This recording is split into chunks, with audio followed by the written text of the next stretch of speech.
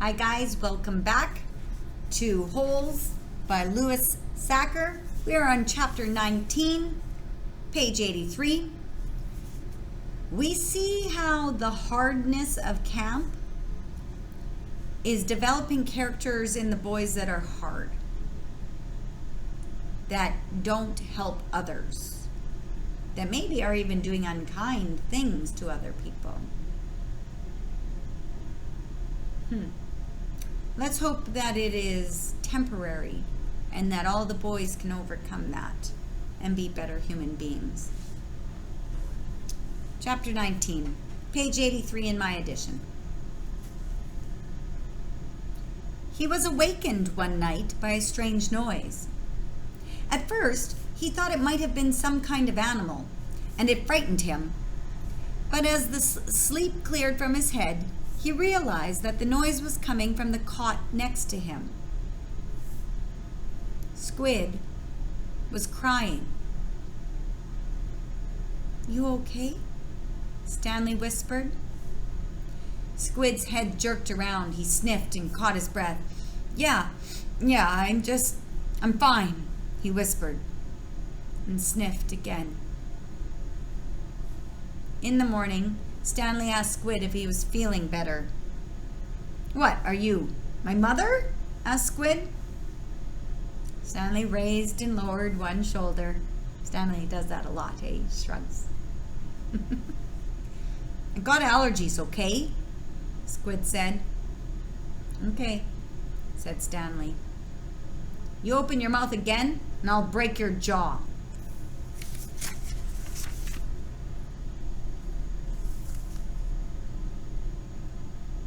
Stanley kept his mouth shut most of the time. He didn't talk too much to any of the boys, afraid that he might say the wrong thing. They called him caveman and all that, but he couldn't forget that they were dangerous too. They were all here for a reason, as Mr. Sir would say. This wasn't a Girl Scout camp. See how when you're told something over and over again, you start to believe it, even when it's not even close to being true. Stanley's not at Camp Green Lake for a reason. He didn't do anything wrong. Shoes fell from the sky, from an overpass, hit him. He was caught by the police. They thought he stole them. It's not a reason.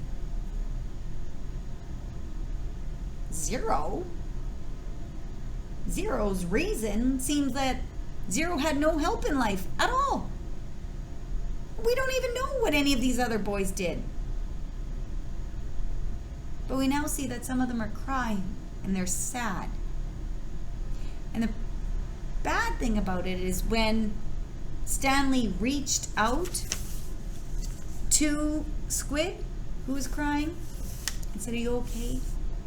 When he actually tried to be human, Squid shut that down. "What are you, my mother? You say another thing, I'm going to break your jaw." Is that the kind of character we want to build in human beings?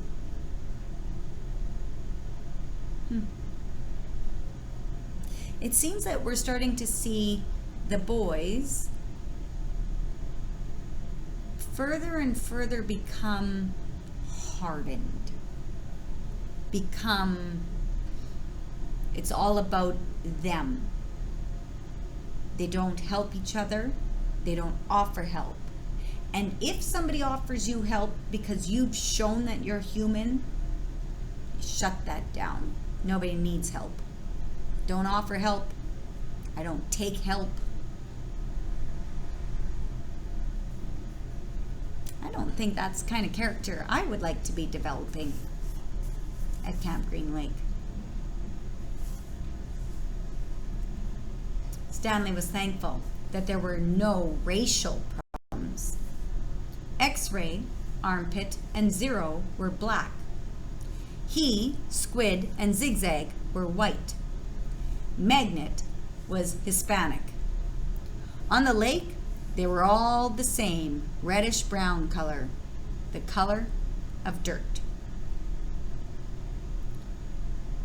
So Stanley is aware sometimes, for some strange reason, people have racial problems with people because people's skin color is different. Stanley is very thankful that that's not happening here.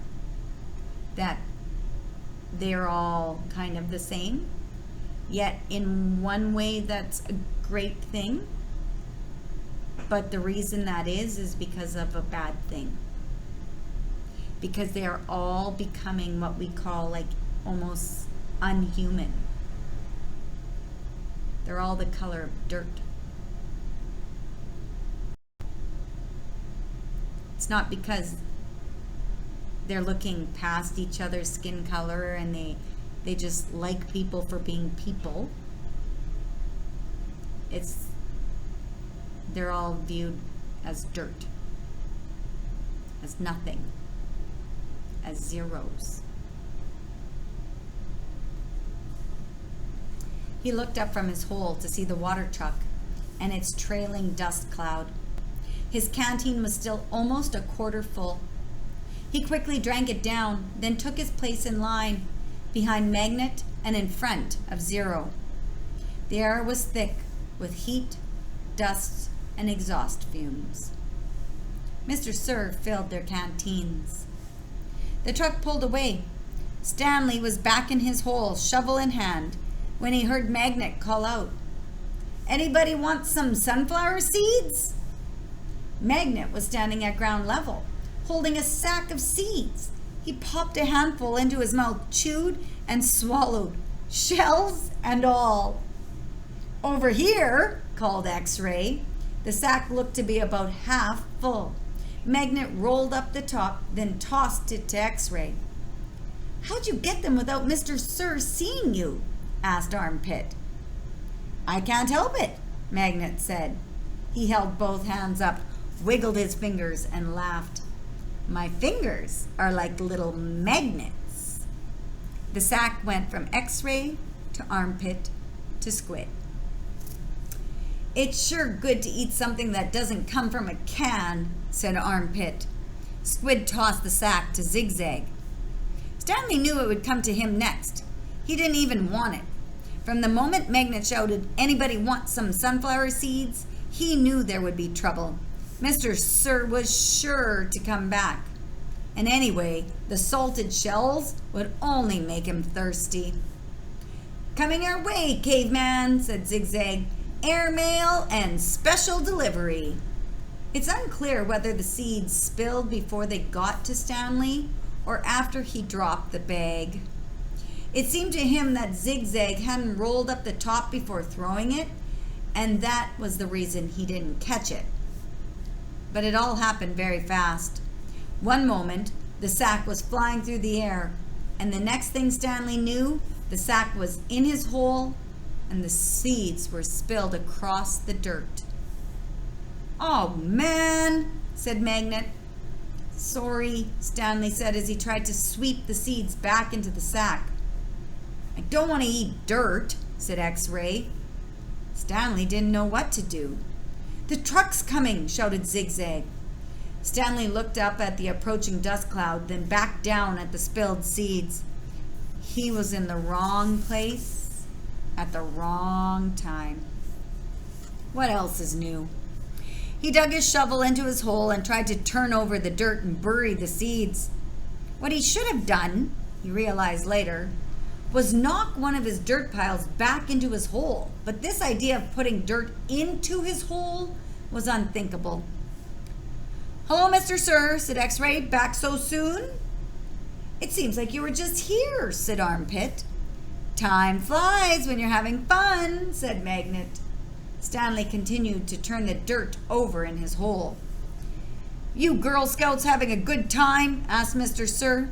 He moved from one hole to another. He kicked a dirt pile by Magnet's hole.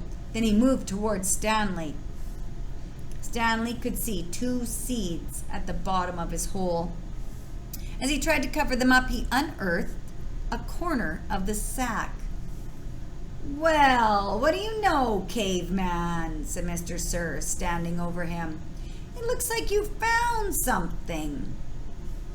Stanley didn't know what to do. "Dig it out," Mr. Sir said. We'll take it to the warden. Maybe she'll give you the rest of the day off. It's not anything, Stanley muttered. Let me be the judge of that, said Mr. Sir. Stanley reached down and pulled up the empty burlap sack. He tried to hand it to Mr. Sir, but he wouldn't take it. So tell me, caveman, said Mr. Sir, how did my sack of sunflower seeds get in your hole? I stole it from your truck? You did? Yes, Mr. Sir. What happened to all the sunflower seeds? I ate them. By yourself? Yes, Mr. Sir. Hey, caveman, shouted Armpit. How come you didn't share any with us? That's cold, man, said X-Ray. I thought you were our friend, said Magnet. Mr. Sir looked around from one boy to another, then back to Stanley. We'll see what the warden has to say about this. Let's go. Stanley climbed up out of his hole, followed Mr. Sir to the truck. He still held the empty sack. It felt good to sit inside the truck, out of the direct rays of the sun. Stanley was surprised he could feel good about anything at the moment, but he did. It felt good to sit down on a comfortable seat for a change. And as the truck bounced along the dirt, he was able to appreciate the air blowing through the open window onto his hot and sweaty face. So Stanley didn't take the seeds, and he didn't even eat any of them. But he took the wrap again. Just like he allowed X-Ray to take credit for finding the golden tube. He's taken the wrap for the sunflower seeds. He said he stole them. He didn't. He said he ate them all. He didn't. So there is something about Stanley that's still looking out for the other boys. And that gives me hope for the character of Stanley. All right, guys. Take care. See you next time.